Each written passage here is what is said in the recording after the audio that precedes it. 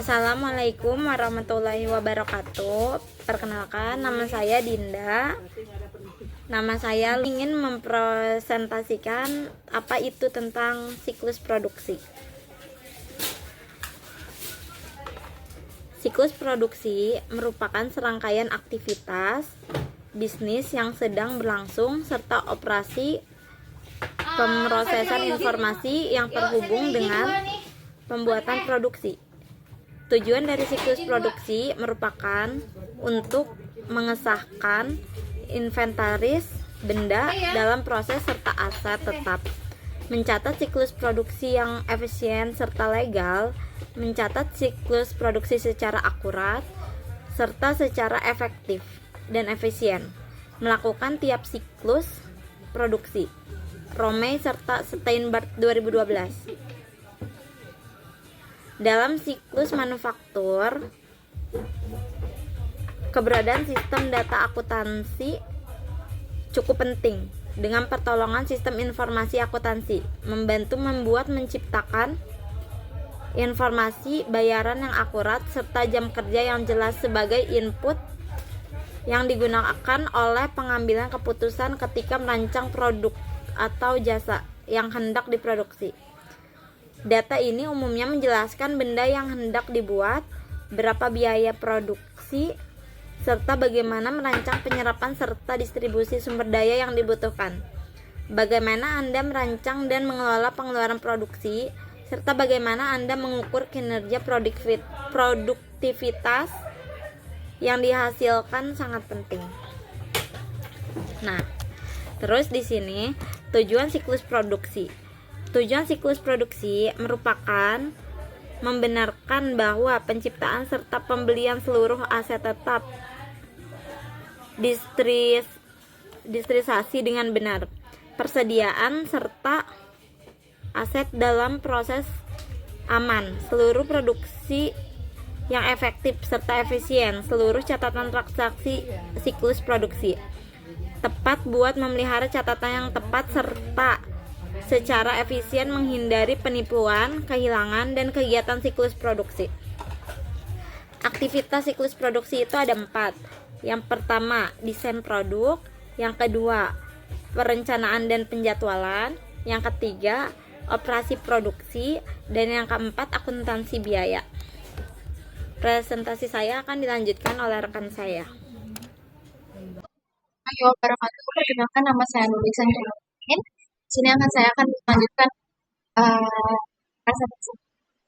Berdasarkan kegiatan siklus produksi tersebut, berikut ini merupakan bentuk pengendalian yang dilakukan dalam siklus produksi. Yang pertama ada pengendalian desain produk yang dibuat tanpa menggunakan perencanaan yang matang dapat mendatangkan kerugian bagi perusahaan. Penggunaan bahan baku khusus untuk produk yang sama dapat meningkatkan biaya pembelian dan pemeliharaan bahan baku. Yang kedua ada pengendalian perencanaan. Ancaman yang biasanya muncul pada perencanaan siklus produksi adalah kelebihan produksi atau kekurangan produksi.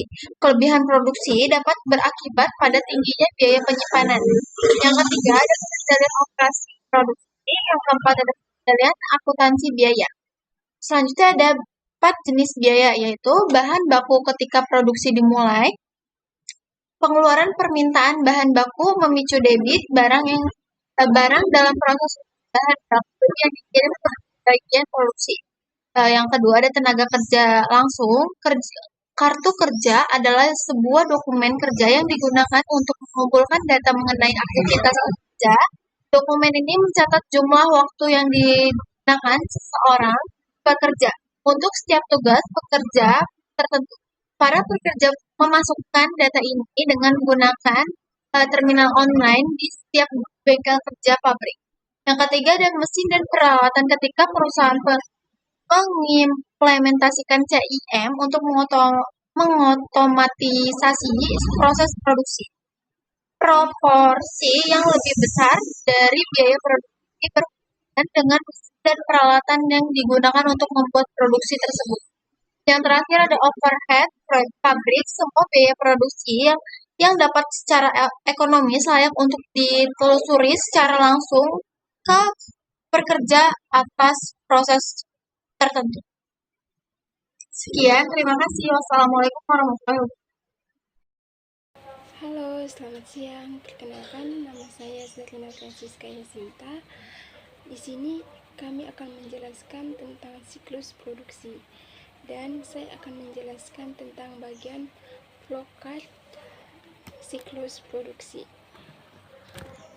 Selanjutnya saya akan menjelaskan tentang flowchart siklus produksi. Pertama kita akan start dulu, terus perencanaan produksi, pembelian bahan baku, penerimaan bahan baku, penyimpanan bahan baku, proses produksi, kontrol kualitas, lolos QC, penyimpanan barang jadi, pengiriman ke pelanggan, dan selesai. Dan di sini saya akan menjelaskan tentang tahap-tahap dalam siklus produksi. Pertama, perencanaan produksi, menentukan jenis produk, jumlah yang akan diproduksi, jadwal produksi, dan kebutuhan sumber daya berdasarkan permintaan pasar atau pesanan pelanggan. Kedua, pembelian bahan baku, melakukan pemesanan bahan baku dan material yang diperlukan kepada supplier sesuai spesifikasi dan jumlah yang dibutuhkan. 3. Penerimaan bahan baku, menerima bahan baku dari supplier, melakukan pemeriksaan kualitas dan kuantitas, serta dokumentasi penerimaan barang. 4. Penyimpanan bahan baku, menyimpan bahan baku di gudang dengan sistem pencatatan inventory yang baik sampai siap digunakan untuk produksi. Kelima, proses produksi mengolah bahan baku menjadi barang jadi melalui serangkaian proses manufacturing sesuai dengan prosedur dan standar yang telah ditetapkan. Keenam, kontrol kualitas atau QC melakukan inspeksi dan pengujian produk untuk memastikan kualitas sesuai standar. Jika tidak lolos, produk dikembalikan ke proses produksi untuk diperbaiki atau didaur ulang. Ketujuh,